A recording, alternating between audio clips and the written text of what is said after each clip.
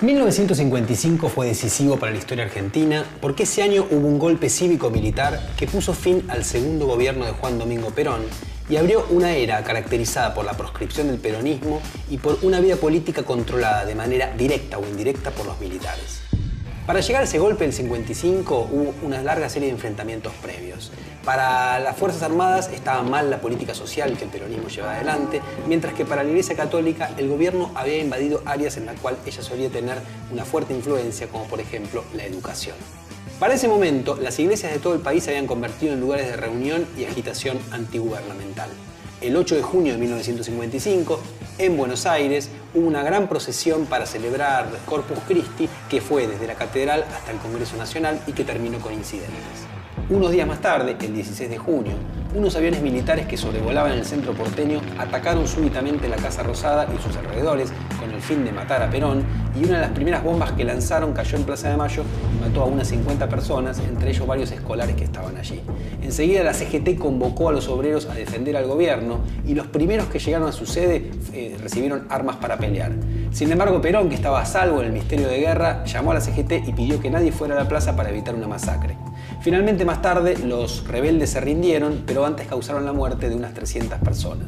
En respuesta, esa noche, grupos peronistas incendiaron la catedral, la curia y 6 iglesias del centro porteño. Lejos de terminar, el conflicto recién está empezando. Para vencerlo, solamente necesitamos una Argentina unida. Necesitamos terminar con los traidores. Desde 1945, el peronismo fue asociado por sus adversarios al fascismo.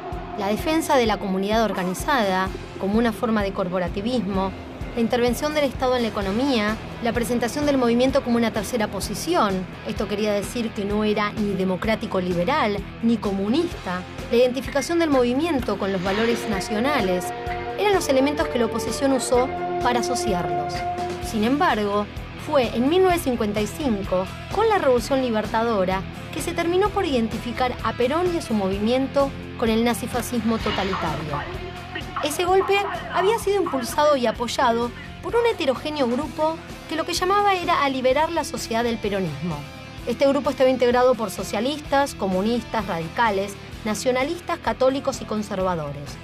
Y todos ellos, en lo que estaban de acuerdo, era que el peronismo había perseguido a la oposición, había atacado a los intereses y valores culturales de las clases más establecidas e impulsaba un estilo que era rebelde y que era contrario a las instituciones republicanas. Su diagnóstico consistía en que había que terminar, como fuera, con el fenómeno peronista.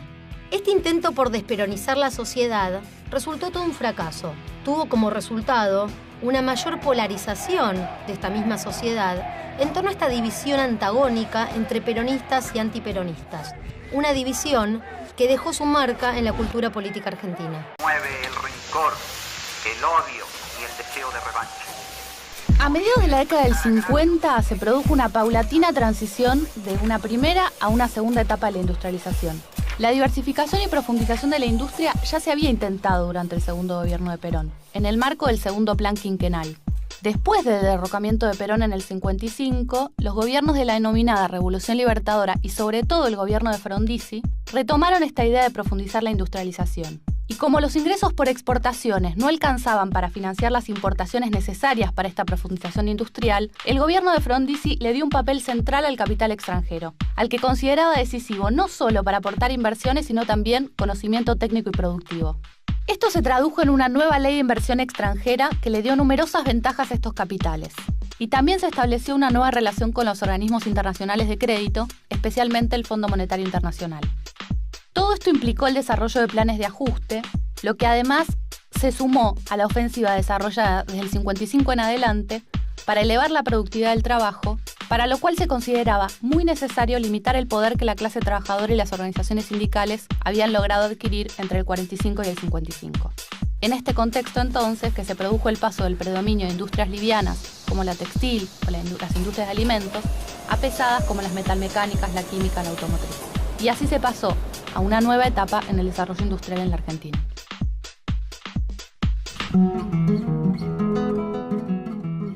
1955 fue un año fatídico para la historia argentina, Pero un relevamiento de la vida musical nos muestra que en ese terreno al menos las cosas no fueron tan negativas. Por un lado, se estaban construyendo las bases de lo que poco más tarde se denominaría el boom del folclore. Por ejemplo, 5 hermosas zambas de Gustavo Cuchi Leguizamón, entre ellas la famosa Zamba del Pañuelo, con letra de Manuel Castilla, fueron escritas en 1955.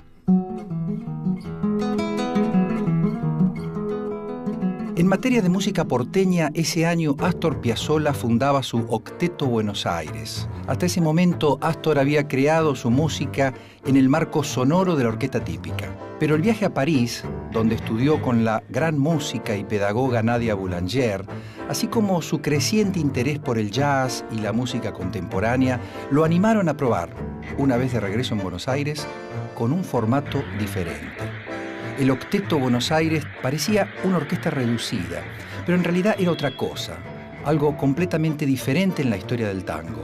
Por ejemplo, el octeto introducía a la guitarra eléctrica como instrumento solista, a la vez que revisaba los criterios tradicionales de arreglo e instrumentación. Pasarían muchos años antes de que la aprobación llegara para Astor Piazzolla.